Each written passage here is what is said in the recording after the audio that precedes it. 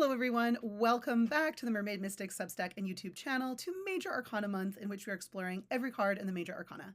Our learning adventure continues today with the Star. So if you're taking notes, grab your pen and paper and let's dive right in. So we see we have a naked figure who's pouring water into water, pouring water onto the earth. We see this beautiful lush green landscape. The sky is filled with stars. We have a hill with a tree and a bird. What does it all mean? So firstly, the nudity in tarot, remember, are messages of authenticity and vulnerability. In the Star, we look comfortable with our authenticity and vulnerability. And really, we can see how those are very linked, because often when we are really true, when we're expressing what we really want, our true dreams, our true selves, we do feel a bit more vulnerable. Masks provide a sense of protection, but they also do become barriers. In the Star, we have removed those masks. And we really see this because the card before the Star is the Tower. This is one of those really important placements of order in the tarot, where the order of the Major Arcana really is telling a story. Because in the Tower, that was the Tower of our illusions, right?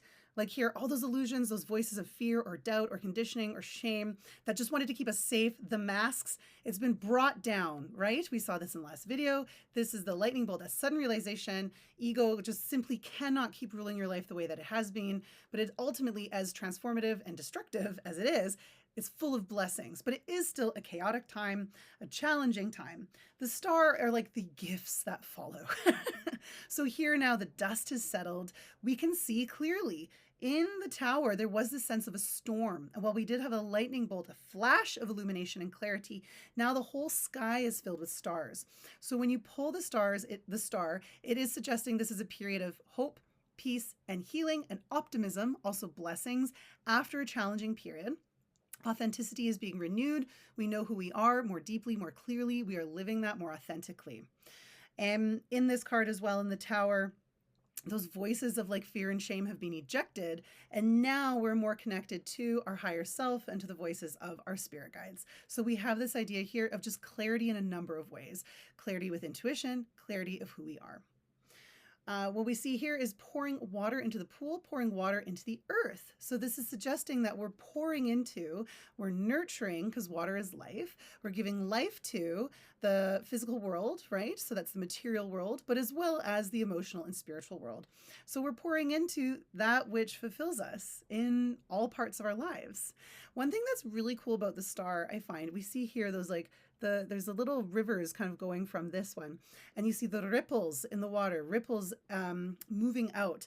The Star reminds us something that multiple spiritual traditions teach, which is that by being the truest version of we are, by discovering our gifts, by discovering who we're really meant to be in this lifetime, then it does have this ripple effect out into the world. The Star reminds us that we need a sky full of stars if there is going to be light, if there is going to be all of that magic and beauty and wonder.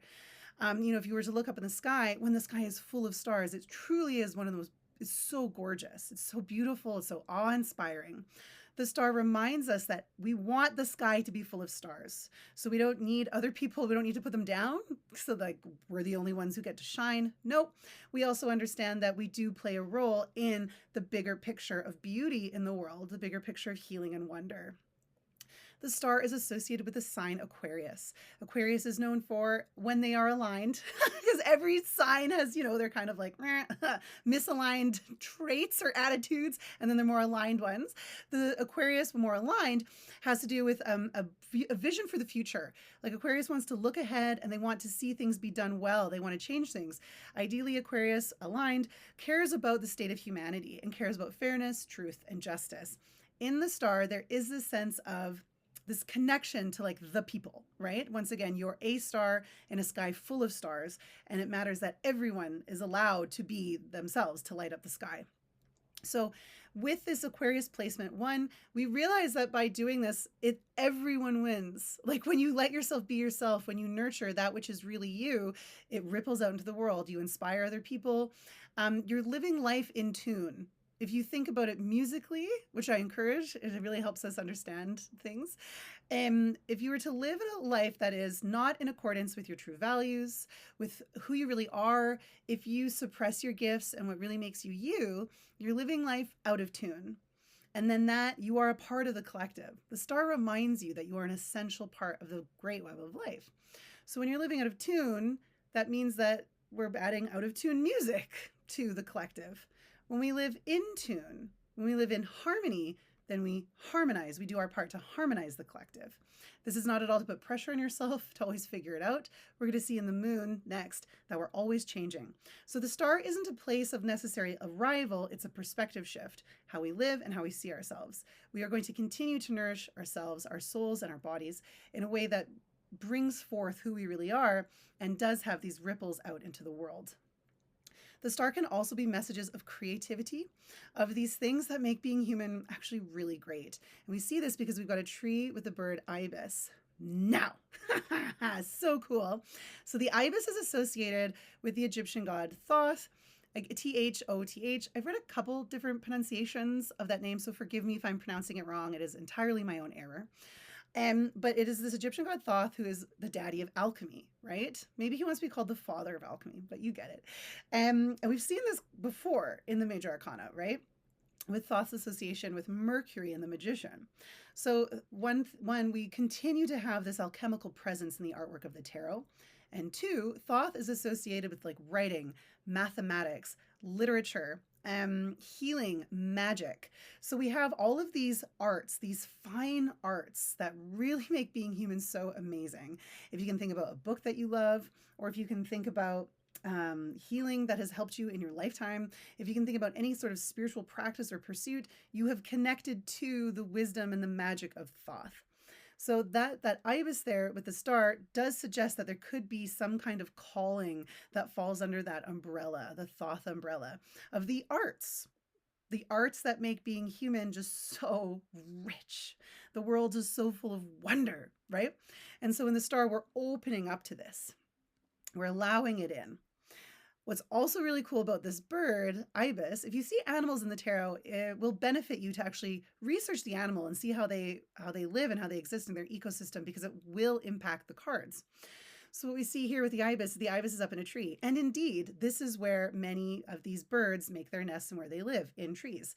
They're also said to live in wetlands and marshes, which is exactly what we see here.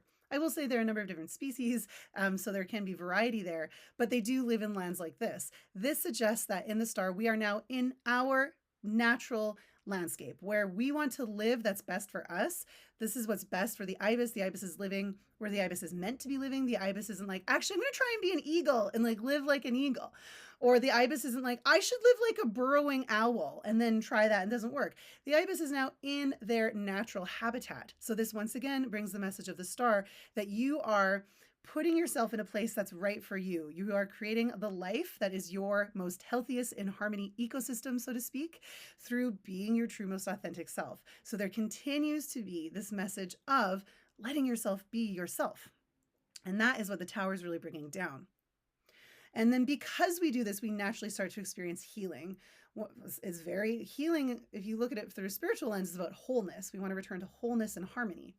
And by letting yourself be who you are and nurture those gifts, no matter what anyone else says, or you're not supposed to, or the ego doesn't like it, or it's too scary, when you do let yourself be vulnerable and authentic, when you take your place in the sky, when you let yourself shine along with all the other stars, not to outshine or be intimidated by recognizing that we're a collective, we're all meant to bring our gifts and light to the world, that itself is very healing.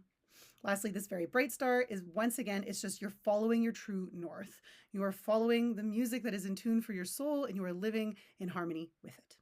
Okay, my friends, thank you so much for being here. Those are the beautiful messages of the star. And oh, really quick, sorry, one more thing.